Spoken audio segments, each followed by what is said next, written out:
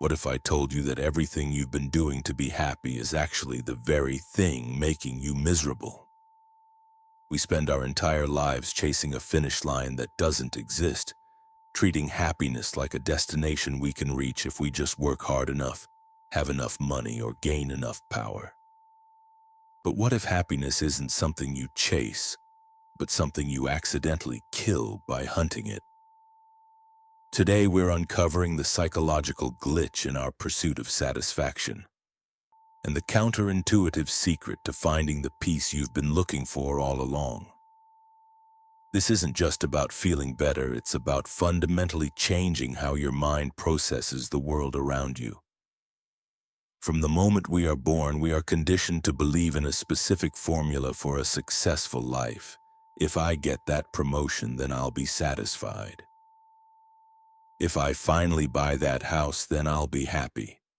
We treat unhappiness like a disease that can only be cured by external accumulation. More wealth, more status, more comfort. We look at the world and believe that these external victories are the keys to unlocking a permanent state of joy. However, if wealth and status were the true keys to contentment, the world's most successful, richest people would be the happiest human beings on earth. Yet, history, psychology, and our own daily experiences show us exactly the opposite. There is a persistent lack that remains even after the goals are achieved, leading to a constant nagging dissatisfaction. We enter this cycle like an ignorant deer chasing a mirage in the desert. We see the water, we run toward it, but it's just heat shimmering on the horizon, constantly moving away. We are so terrified of the silence of our own minds that we fill every second of our lives with constant noise and activity. We try to grasp at our own shadow, thinking if we just move faster, we can finally catch it. The tension builds as we realize that the more we obsess over our lack of happiness, the more it seems to evaporate. We are starving ourselves of peace by trying to force it into existence. We have become experts at distracting ourselves, but we have become illiterate in the language of genuine contentment. We are exhausted, not from the work we do, but from the relentless internal pressure to be happy. The secret, as ancient wisdom suggests, is a total reversal of everything we've been taught.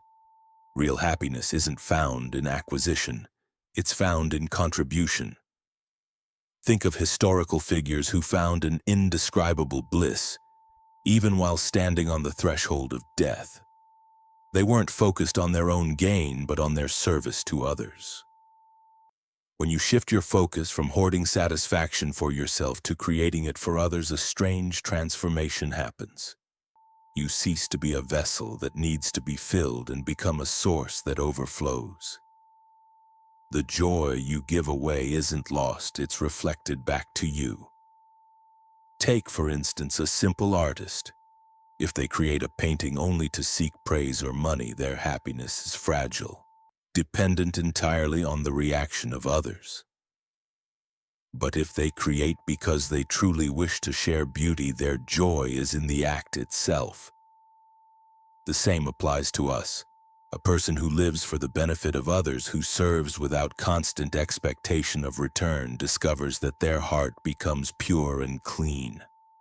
When you help others, you are not losing yourself. You are expanding yourself. You are moving from the narrow prison of the ego into the vast open space of human connection. The moment you make this shift, the anxiety of achieving vanishes.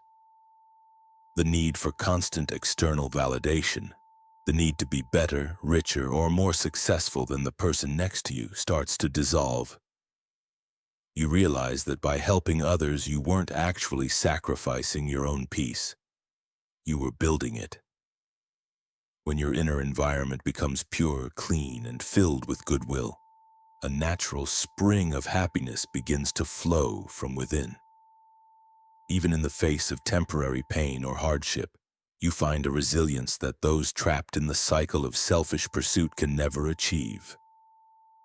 The bitterness that plagues so many, that sense of being constantly cheated by life, starts to lose its power.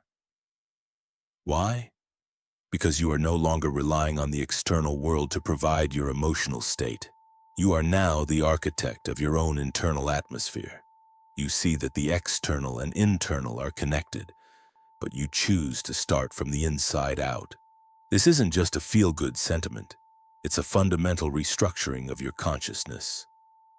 When you treat every person as a part of the same whole, you stop seeing enemies and start seeing fellow travelers. By letting go of the selfish pursuit, you stop planting the seeds of bitterness, conflict, and isolation. This is the most profound long-term shift.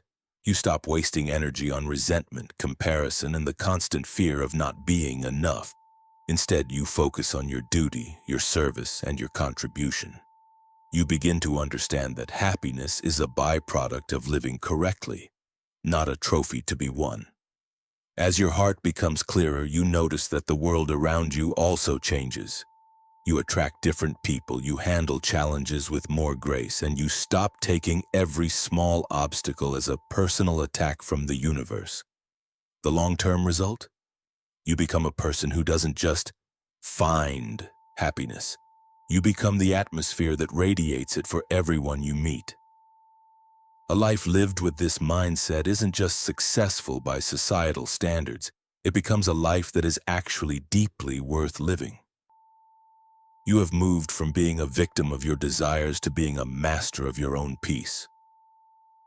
The truth is, happiness wasn't something you lost, and it's not something you need to go out and find.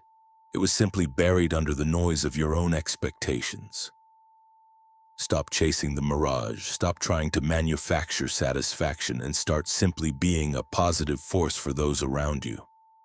You'll find that when you stop obsessing over your own happiness, it finally stops running away and starts meeting you exactly where you are.